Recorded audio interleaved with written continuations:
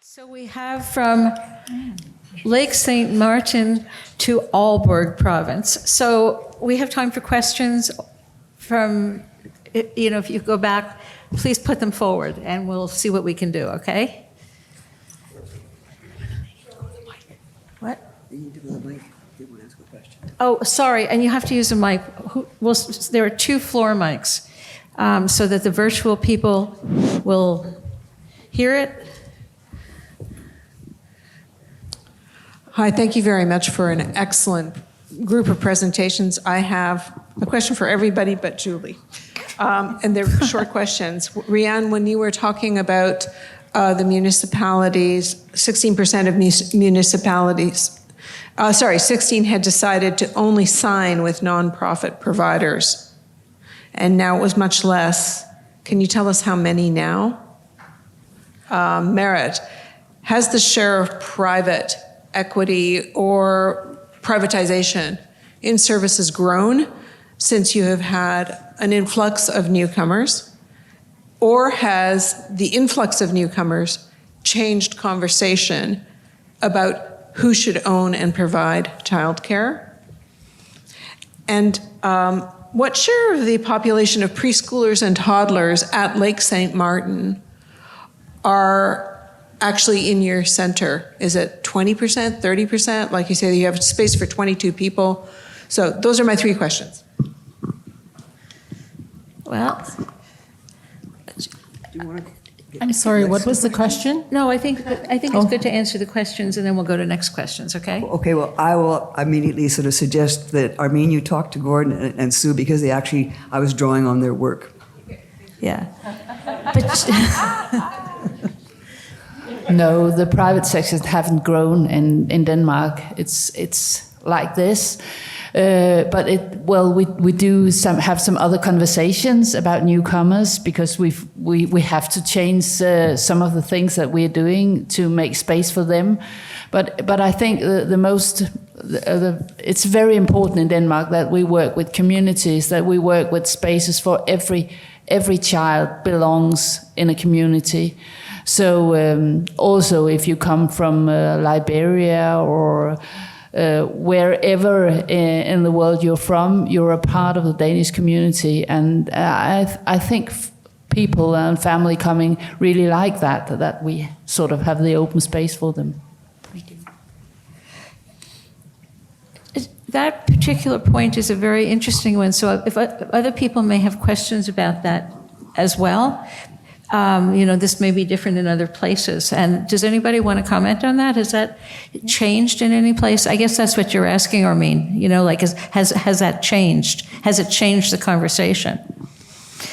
We can save that we can save that, but I think that's what Armin is asking. Bonnie, would you like to answer Armin's question about your program? I'm sorry, what was the question? Bonnie, you have 22 spaces, but how many children do you have? What percentage? What percentage? Yeah. I'd say about 17 on any given day because... But what I mean is all the children who could use it, how many could you serve? Like, if every child got a space, how many spaces would you need? Like right now, I haven't taken a survey lately, but when we did open up, and that's how many had suggested, but it's coming every day. It's like I have some registering Okay. while I'm away. Right. So I'll have to, yeah, but our cutoff is 22 until we get, I guess, the RTM. Perfect. Thank you. There's a question from Sophie. Okay, I have a question for Rianne for Merit. Rianne, I just want to make sure I got this right. For the Russell Township, you mentioned 2 centers and 456 spaces. So I was a little puzzled. Does that mean that there are like more than 200 children on each centers? I was. And my second question is, about the 3 month that you can have access to a childcare space within 3 months. I was wondering how this works with schools. So, like for instance, in Quebec, you can only enter a childcare between, I would say, like the end of June and the beginning of September, because there is a group of kids that is leaving the childcare center and leaving more space for a new group.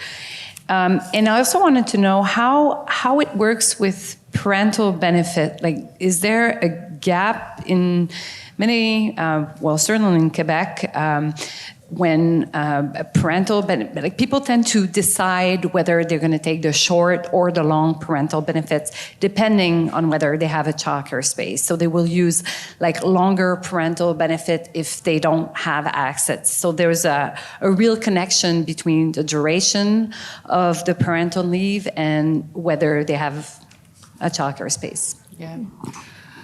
Well, thank you. The first, I'm not sure I understood. Maybe we can take that the first question, but I can tell you that we do take children in all year long in childcare. You can start tomorrow or next Thursday or whatever. We always got space for that, and we can see that the most parents choose to have a childcare just where they live. They don't want to transport them near to work, or because that's another possibility in Denmark. That you make a digital sign up, and then you can sort of make which one would you like the most. We can't always give them first priority, but we sort of seem to match them in first, second, or third priority. The school begins nearly every place is at in August. Some schools do have early school start, we call it, and that's about April. But the school only starts in Aalborg municipality, and in most municipalities in Denmark, they do have school start once a year, and that's about August. And we do have, for example, in a kindergarten where we've got 60 spaces, we do have maybe 70 during the springtime, and then some of them go to school, and then we fill up again. So it's going like a bit like this, yeah. There was an addition of parental leave. Oh yeah, About parental sorry, leave, yeah. Well, in Denmark you get a year, 9 months for the mother and 3 months for the father, and that's it.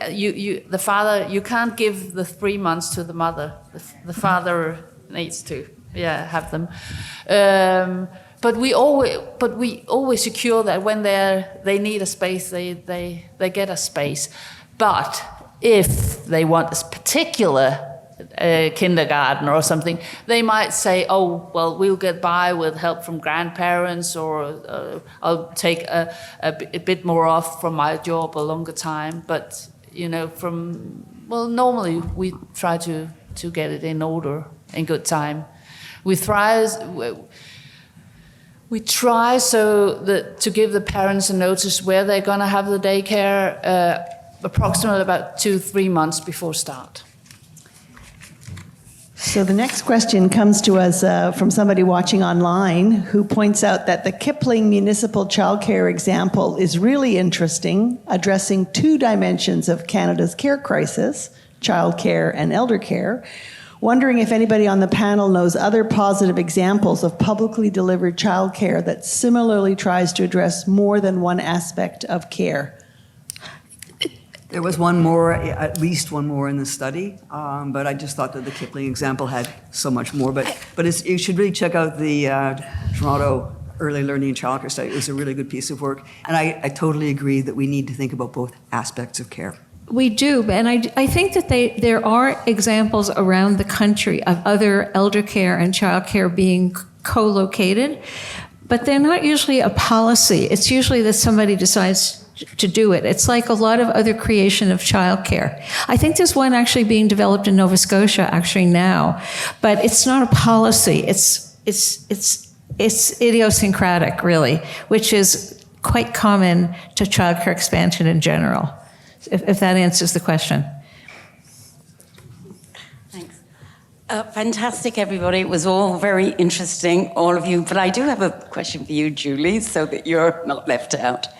And that is that it really is powerful the way that you describe the what I call the seamless day between, between before and after school, the kindergarten program, and then after school. I wonder why more municipalities don't take this up.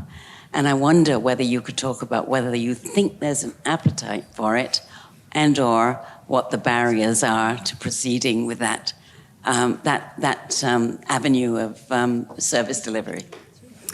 So I can clarify. Can you just wait 1 second? Because it looks like you've got a two-parter here. Yeah, Julie, this was for you too, so I'll just put it out, but Rianne might want to comment. I'm wondering to what extent, because the Ottawa School Board directly operates and has service agreements with third parties, to what extent the wage differential and the unionization and the access to benefits plays as a factor in determining whether or not a public entity directly operates or engages in third party. Rianne, I want you to comment on that. And whether or not, if there are wage grids, for example, if there was one in Ontario that was competitive, that at a start rate that was at least equal to the lowest unionized municipal wage rate, and would you be more, do you think that would remove at least that barrier to public delivery? All right, so let me start with the first one. I just wanted to clarify, when you say municipal, are you talking about municipal operated childcare, or you are asking from school board's perspective, why aren't there so more school boards operating? As school boards. Thank you. Okay.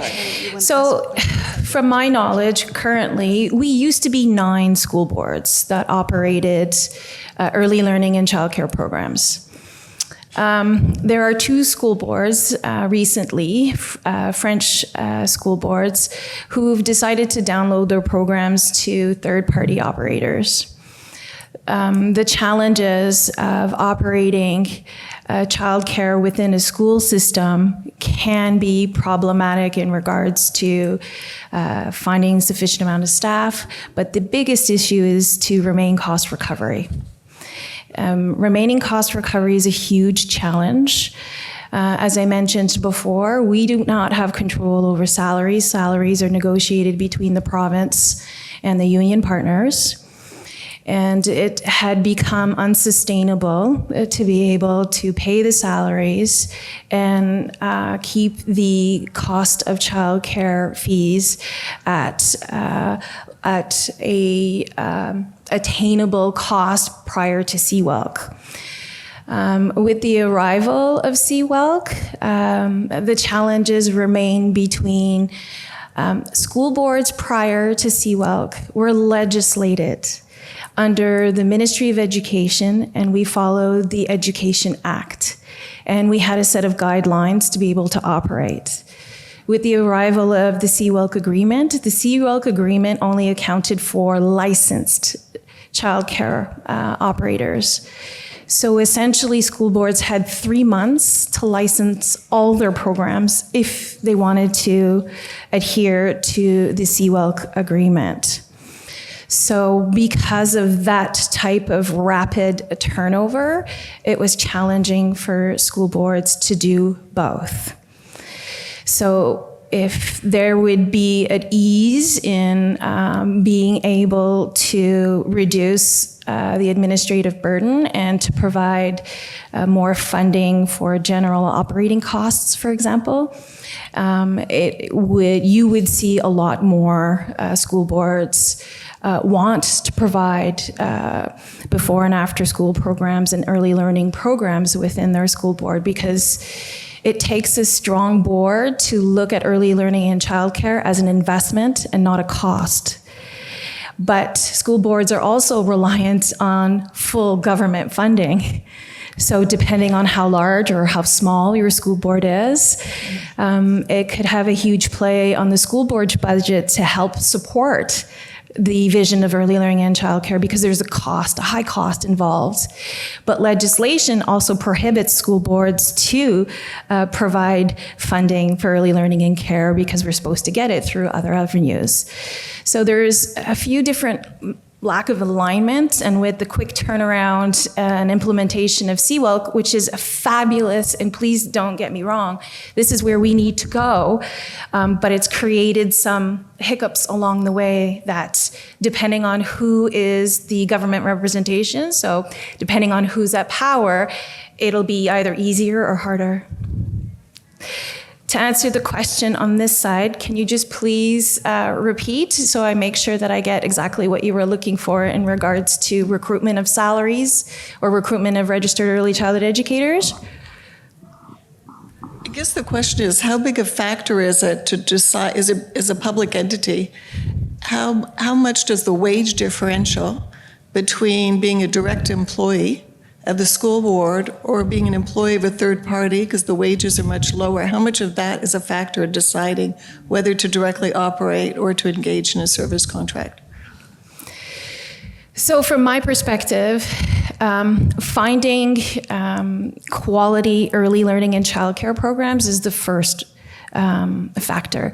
When it comes to having third-party operators that operate within our schools, there is a wage difference. There's a wage difference for registered early child educators that work in the kindergarten classroom. But I'll say there's an even more significant wage between the REC and the teacher in the classroom. But that's a different conversation. So yes, at the beginning, it was very challenging for our community partners. We were like Pac-Mans coming in and gobbling up all the RECs because yes, they made more money. Yes, they had bigger benefits or better benefits, and they don't have to work in the summer. And one of the things that we noticed as a school board is I couldn't operate summer programs anymore because educators can't afford to put their children in summer camp. Therefore, they don't want to work 12 months a year because they can't afford summer camp for their children. So essentially in the summer, they're working for nothing. So our registered early child educators make a bit more. But now with negotiations and trying to increase the floor or the base rate in Ottawa, we're starting to see some increase in our community, but we still don't know what our salaries are going to be like because it isn't completely ratified. Plus with Bill 124, there's also other issues that are coming into play for back pay. So there is a salary discrepancy, but what I will say is that working in a school board and working for a school board has its great positives and it has some challenges. And depending on who the REC is, some prefer to work with the younger age groups because the younger age groups is what satisfies their needs. But there is a discrepancy, absolutely. And it is challenging, not only for a school board, as you see, I hire 800 and some odd RECEs and I still can't find enough. So not only is there a shortage, not everybody wants to work within a school board. So we have two So more. does that answer your question? Yep. We have two more questions from the floor, and then we'll break for the lunch that has arrived. Mine is quick, and it's for Merit. You mentioned that, and like a significant portion of kids are in public family childcare. What does that entail? Like, I think it's kind of the same as what we have, but just making sure. You're asking about what it is? Yeah, so is it like in people's homes? Yes. Yeah, okay. And they have access to take care of 4 children, and they're employed by the municipality, and we do have I mean the inspections and all the education is in our hand. Yeah. And just a quick question. They're unionized, yes. Oh, wow. Yeah. And if they have to like renovate their homes or like make changes to their homes, who pays for that? They do. Okay. Yeah, but they have to be, you know, we make inspections to see is everything like when they start up, is that, do they have the security? Is there enough space? How is the access for the bathroom, to the playground, all that? And that has to be in order, and they pay by themselves. But they do get quite a lot, a big tax reduce for using their own home for that, yeah. You're welcome. May I add to my response? Because I just remembered you had a question in regards to salaries in comparison to the municipality as well, correct? Yeah. So yes, in regards to salaries in comparison, in my opinion, the municipal salary grids is where we need to go for school boards or for community partners.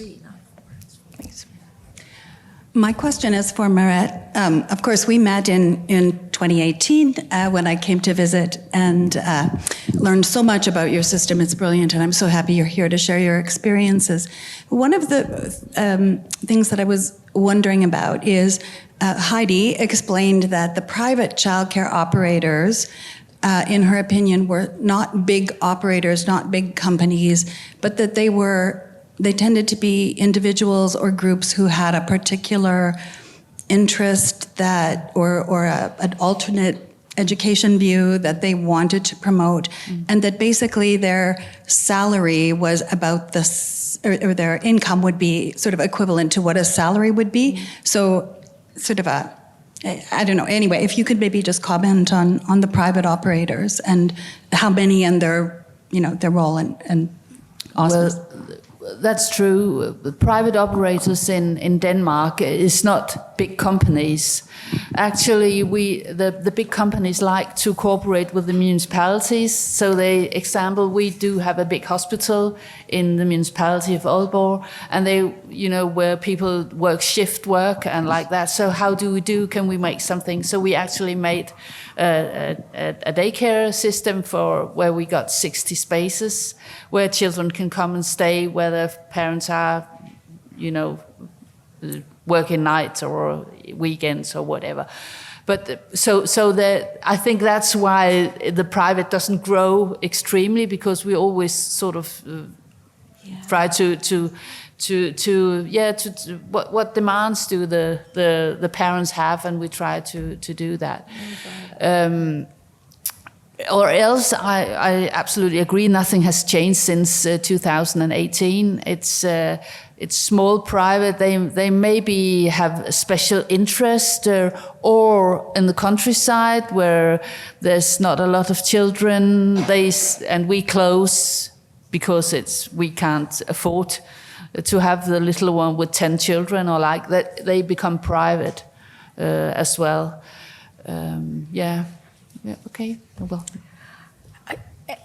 I guess there'll be lots of opportunities for questions. Thank you very much, everybody here, everybody in the audience, and the questioners. And let's have lunch, continue talking, and we'll be back after lunch, okay? Thank you very much.